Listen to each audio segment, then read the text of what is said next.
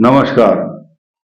कुंभ राशि पर विस्तार से चर्चा करेंगे क्योंकि पूरे विश्व के भारत ही नहीं अपितु विदेश के लोग, भाई बहन सबकी ये डिमांड है कि हम कुंभ राशि पर एक विशेष चर्चा करें, क्योंकि कुंभ राशि पर 30 वर्ष बाद एक अच्छा वाला योग बन रहा है जो कि साधारण रूप से देखने को नहीं मिलता। और इसके धन स्थान पर, कुंभ राशि के धन स्थान पर अगले ही सप्ताह किस किस बात का ध्यान रखना होगा और जो ग्रहण आ रहा है इस ग्रहण का कुंभ राशि पर क्या असर पड़ेगा। होली के समय पर चंद्र ग्रहण की युति आपके अष्टम भाव पर होगी, इसका क्या प्रभाव हो सकता है, इस पर चर्चा करना भी बहुत आवश्यक है।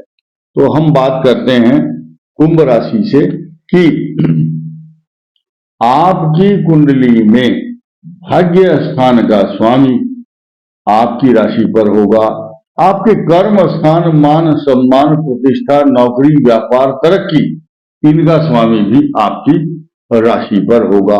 और इसके साथ साथ आपकी राशि का खुद का स्वामी न्यायाधीश मूल त्रिकोण में शश योग बना करके आपकी राशि पर ही बैठा है। तो ये सामान्य योग नहीं कहा जा सकता, यानी कि this is an extraordinary planetary position for Kumbh rashi. और दूसरे भाव में ये एक नया खगोलीय, इस परिप्रेक्ष्य में आप देखिए खगोलीय घटना कैसी है। चंद्र ग्रहण तो होगा ही, लेकिन उस दिन 3 ग्रहों की युति एक राशि में और 3 ग्रहों की युति दूसरी राशि में, यानी कि 6 ग्रहों का मात्र 30 अंश की दूरी पर। आप ये समझिए यहां एक दीवार है और इस दीवार से 3 ग्रह इधर बैठे हैं और 3 ग्रह इधर बैठे हैं। 6 ग्रहों की मात्र 30 अंश के अंतराल पर दूरी है। तो ये स्थिति खगोलीय घटना बहुत बड़ी और विशेष कही गई है। सिर्फ एक ग्रह, ओनली वन प्लेनेट बृहस्पति ही मेष राशि में रहेगा। उस दिन छत्र योग जैसा एक योग बनेगा, क्योंकि आप अम्ब्रेला देखते हैं, अम्ब्रेला का जो हैंडल आपके हाथ में होता है, ऊपर एक छाता गोल होता है।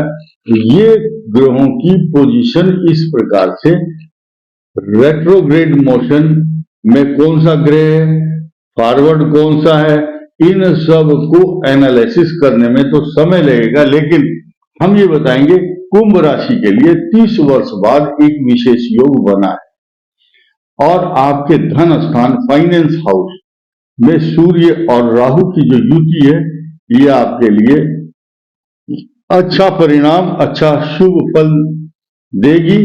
कारण क्या है कि बुध की दृष्टि आपके अष्टम भाव पर स्वग्रही होगी, लेकिन ये जो आने वाला ग्रहण है ये कुंभ राशि को किसी भी दृष्टि से अच्छा नहीं मान सकते।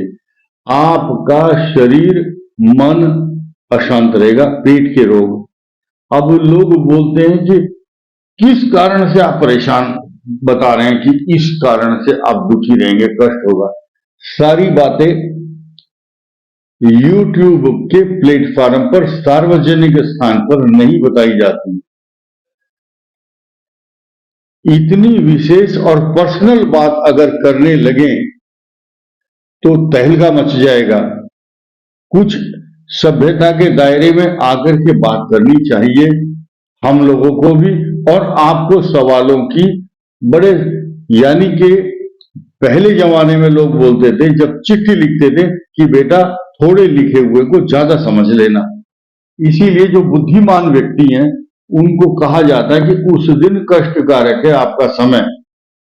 तो आपको क्या सोचना है भाई, किसी से विवाद नहीं करना, वाहन ठीक से चलाना है, कोई गलत सलत दवाई नहीं खानी, खान पान पर विशेष ध्यान देना है।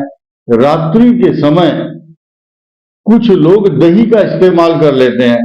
दही सौतेली मां के समान व्यवहार करती है पेट के अंदर। रात्रि में दूध पीना शास्त्रों में अलाउ है, लेकिन दही खाना मना है।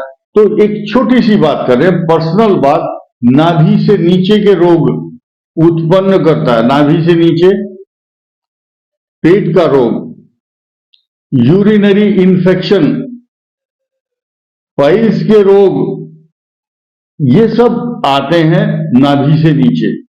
प्रोस्टेट प्रॉब्लम है, जो ज्यादा एज के लोग हैं, किसी को खानदानी कुछ बीमारियां हैं, वो खानदानी बीमारियां भी आती हैं उसमें, जब ऐसी प्लेनेटरी पोजीशन बनती है तब। खैर, हम बात कर रहे थे इन सब ग्रहों की युति के साथ साथ अब दो बात बहुत महत्वपूर्ण ये बतानी है कि अगले 1.5 मंथ के बाद आपकी राशि से चतुर्थ भाव में आपकी नौकरी, व्यापार, प्रतिष्ठा और रेपुटेशन, पद, आपका कद बढ़ाने के लिए बृहस्पति चतुर्थ भाव केंद्र में आएंगे, तो आपकी नौकरी, व्यापार, प्रतिष्ठा, मान सम्मान, तरक्की, पिता के लिए शुभ समाचार देने वाला ग्रह होगा। इसीलिए आपसे यही निवेदन है कि आप इस बात को ग्रहण करें, क्योंकि चतुर्थ भाव में जब बृहस्पति आता तो अपने अमृत तत्व को बखेरता है। चतुर्थ भाव में आएगा, अमृत की वर्षा करेगा, दसम भाव को अमृत पहुंचाता है, अमरत्व देता है, सुख, शुभत्व देता है। अब केंद्र में बैठ करके ऐसा समझिए कि सेंटर में बैठ करके आपने बल्ब जलाया तो उसका प्रकाश वो चारों तरफ आलोकित, प्रकाशित करता है। तो कुंभ राशि के लिए पॉजिटिव इफेक्ट उस समय जबकि आपके ऊपर 7.5 का साया है और अष्टम भाव में केतु है, द्वितीय भाव में राहु है, जो आपको समय समय पर अशांत करता रहता है। लेकिन कुछ प्लेनेटरी पोजीशन आपके लिए सुगम और अच्छी बनी हुई है। जो मेल चाइल्ड हैं, पुरुष लड़के हैं, उनके विवाह के योग अब बन रहे हैं। लेकिन अभी जैसे कि ब्रेकिंग न्यूज आती है, वैसा ही एक बीच में ये वीडियो बनाने का मकसद कुंभ राशि के लिए विशेष यही है कि जो लड़के हैं उनकी कुंडली में विवाह का योग बन रहा है, कोई प्रॉब्लम नहीं है। लेकिन 18 अप्रैल को अगर किसी के विवाह की तैयारी है, 18 अप्रैल को डेट बहुत शुभ बनती है, लेकिन क्योंकि उसके बाद 24 अप्रैल 2024 से 7 जुलाई 2024 तक शुक्र अस्त होने के कारण शुभ कार्य नहीं होंगे, मांगलिक कार्य नहीं होंगे, देवताओं की प्रतिष्ठा नहीं होगी, मुंडन आदि कार्य स्थगित होंगे। और इसी के बीच में ड्यूरेशन वही है, इस बीच में चलते चलते 6 मई 2024 को बृहस्पति भी अस्त होंगे और ये कार्यकाल इनका 2 जून 2024 तक चलेगा। यानी कि एक बृहस्पति और शुक्र दो देवताओं के राजा और दैत्यों के राजा हैं। ऐसी स्थिति में इनका अस्त होना शुभ कार्यों पर दुष्प्रभाव डालता है, यानी कि ब्रेक डाउन लगाता है। इसीलिए विवाह की तैयारी या तो 18 अप्रैल से तक करो या फिर बाद में नवंबर दिसंबर में जो तिथि उसके अनुसार आएगी उसी में विवाह संपन्न होंगे। कन्याओं के लिए जो जिनकी कुंडली में कन्या की कुंभ राशि है, उनके लिए विवाह के लिए शुभ मुहूर्त इसलिए नहीं होता क्योंकि चतुर्थ भाव में गुरु पूज्य माना गया है। लड़कियों के लिए विशेष रूप से गुरु की जो स्थिति है चतुर्थ, अष्टम और द्वादश, इस पर विचार किया जाता है। साथ ही साथ उसके अलावा कुंभ राशि की जो कन्याएं हैं उनको बृहस्पतिवार का व्रत करना शुभ रहेगा, क्योंकि अभी 7.5 भी है। शनि की उपासना, पीपल के वृक्ष को जल देना, सरसों के तेल का दीपक जलाना, मंत्र आज की तारीख में हमने देखा सब लोग मंत्र जानते हैं, मंत्र का जाप कर सकते हैं, शुद्ध और उच्चारण करेंगे तो और भी अच्छा रहेगा। तो वैदिक मंत्र हो तो और भी अच्छा शुभ फल, शुभ परिणाम मिलेगा।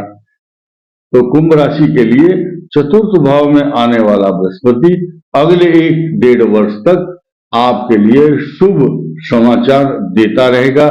इस वीडियो में इतना ही। धन्यवाद।